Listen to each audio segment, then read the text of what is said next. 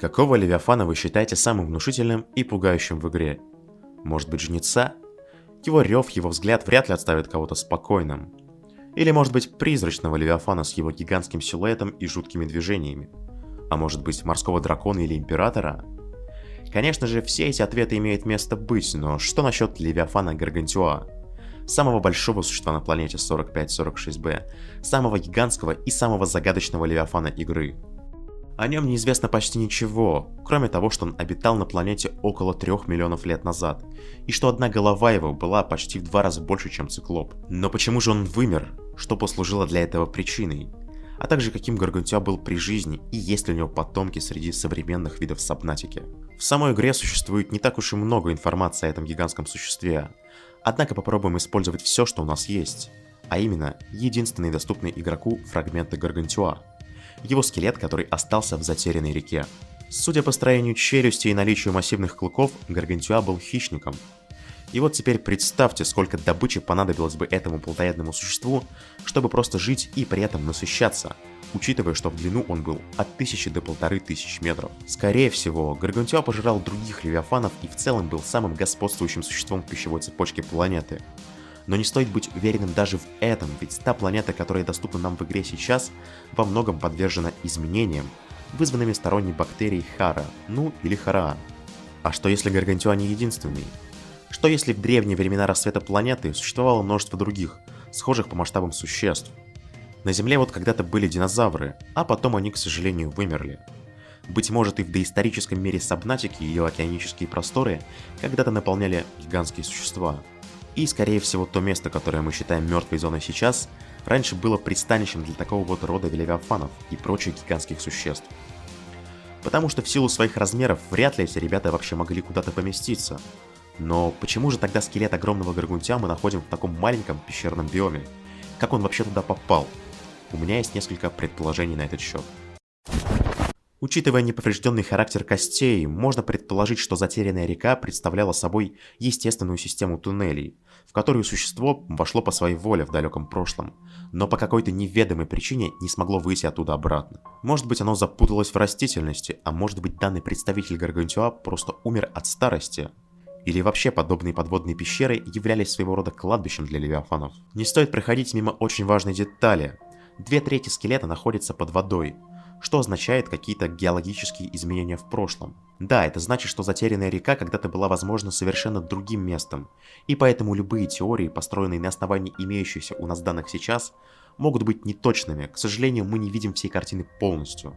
А вот предтечи, скорее всего, реальную гибель этого левиафана знают, ведь они брали образцы его костей для изучений, о чем свидетельствуют небольшие угловатые углубления на грудной клетке. Да, возможно, им известна причина гибели конкретно данной особи, но вот почему вымер целый биологический вид?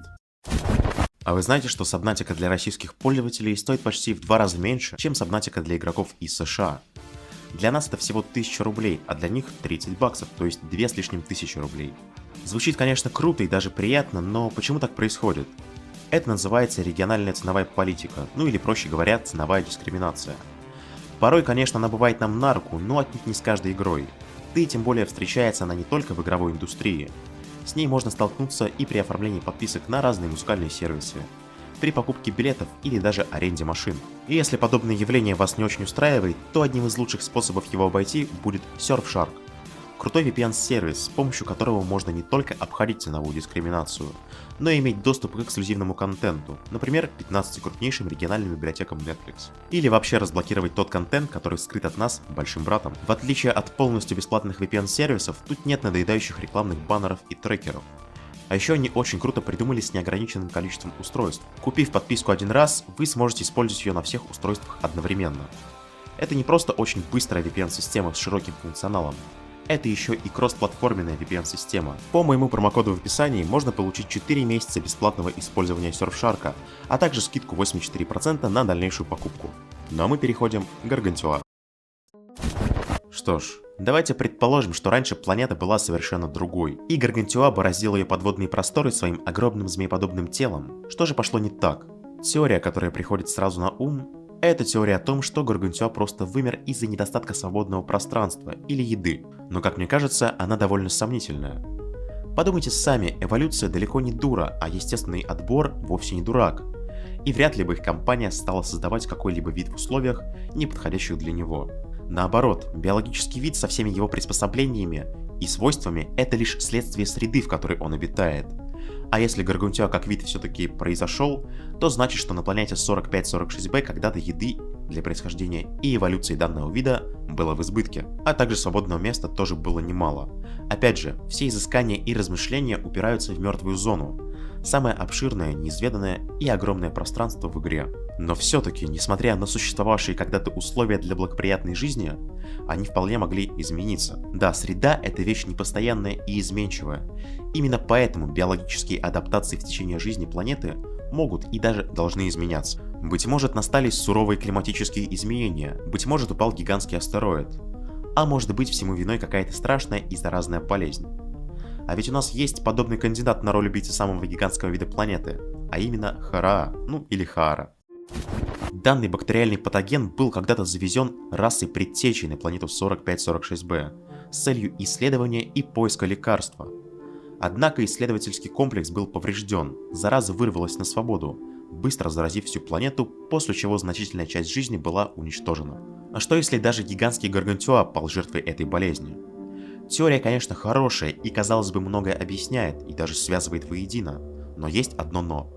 Напомните, пожалуйста, когда именно вымер Гаргантюа и успел ли он вообще заболеть этой болезнью. Точную дату вымирания не знает никто, однако если верить нашему сканеру и имеющейся базе данных, возраст встречающихся нам исполинских окаменелостей примерно 3 миллиона лет. Вот когда предтечи занесли Хаару на планету, тоже точно неизвестно. Однако можно сделать весьма смелое предположение о возрасте этой болезни из возраста построенных станций. И делать эти выводы мы будем по одной очень интересной находке.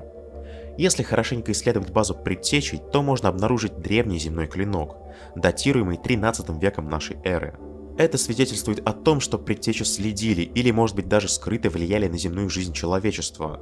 Но это уже другой разговор, конечно. Нам важно знать, что раз данный клинок был помещен в лабораторию предтечей, то на момент их функционирования такие клинки уже были во Вселенной, а конкретно на Земле. Поскольку нам известно, что события игры происходят в 22 веке нашей эры, то есть в 2100 каком-то году, можно сделать вывод, что со времен нормальной работы базы предтечей и крушением Авроры прошло всего около 1000 лет.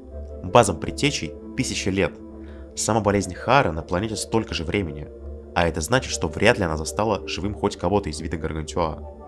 Но погодите. А с чего это мы вообще взяли, что Гаргантюа вымер?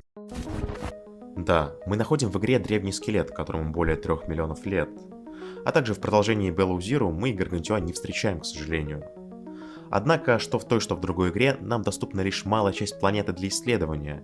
И кто знает, если кто-то и водится в далеких глубинах океанической планеты, то, быть может, это Гаргантюа, который однажды мигрировал так глубоко, что болезнь Хаара даже не коснулась его вида.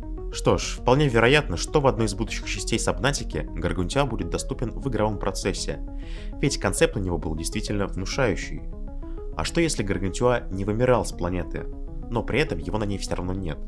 Ведь вид сумел эволюционировать и приспособиться к новым условиям. Если рассматривать анатомическое строение Гаргантюа, можно заметить, что его змеевидная форма напоминает тело жнеца. А вот расположение глаз, да и в целом строение черепа, похоже на морского дракона и немного на морского императора. Только в отличие от них, у Гаргантюа в распоряжении не 2, а целых 3 пары глаз. Но в целом строение черепа этого хищника очень походит на череп морского дракона. Вполне вероятно, что в процессе эволюции Гаргантюа уменьшил свои размеры, утратил 1 пару глаз, но в целом остался левиафаном. А что насчет его мыслительных способностей? Морской император является самым разумным и известным существом на планете. Он не только способен мыслить, он способен передавать свои мысли на расстоянии. А если он является возможным потомком Гаргантюа, то что если эту возможность он перенял от него? Только представьте, когда-то в древние времена, 3 миллиона лет назад, Гаргантюа был не только самым большим существом на планете, но и самым разумным. Он общался с представителями своего вида с помощью телепатии, а возможно мог найти общий язык вообще с любым существом на планете. Быть может, эта способность выработалась в ходе эволюции, чтобы распознать мысли жертвы.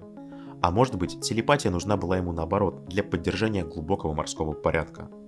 А ведь, учитывая размеры этого существа, можно предположить, что и радиус его мысли мог охватывать огромную часть планеты. Так или иначе, Гаргантюа действительно внушительное создание, и именно поэтому фанаты решили добавить это вымершее существо в игру. Так и получился мод под названием «Возвращение древних». И да, это название скорее всего знакомо многим, потому что про него мы говорили в ролике про Ктулху, ибо разработчики у мода, добавляющего Ктулху, и мода, добавляющего Гаргантюа, одни и те же. Вот только судьба второго мода гораздо более удачная, а сам мод по-настоящему грандиозен. Он реально добавляет настоящего вырезанного изначально из игры Гаргантюа, для которого даже призрачный Левиафан — это лишь небольшая закуска. Но, конечно же, это не все, ведь в моде можно также приручить детеныша Гаргантюа, подобно Ласке. Также мод добавляет в КПК Райли записи о этом маленьком Левиафане, крайне интересные. Ведь написано в них о том, что даже прирученному Гаргантюа нельзя доверять. Не находите это интересным? Допустим, если морской император Левиафан со стороны добра, который помогает нам излечиться, за то, что мы помогаем ему, то Гаргантюа — это наоборот злой Левиафан и предатель. И да, раз он способен на предательство, скорее всего, обладает разумом, причем очень безэмоциональным и расчетливым. Но опять же, мы уходим куда-то в невозможные теории. Поэтому скажу просто, что мод, скорее всего, выйдет в этом году, и там будет просто дофига интересного контента. Конечно, учитывая напряженку с универом, не могу пообещать, что сниму на него обзор сразу же, как он выйдет, но если интересно, можете подписаться и ждать его. Это был Девелопер. Помните, что даже в самых исследованных играх есть много нераскрытых тайн, поразмыслить над которыми бывает порой довольно интересно. Да хранит вас здравый смысл. Пока.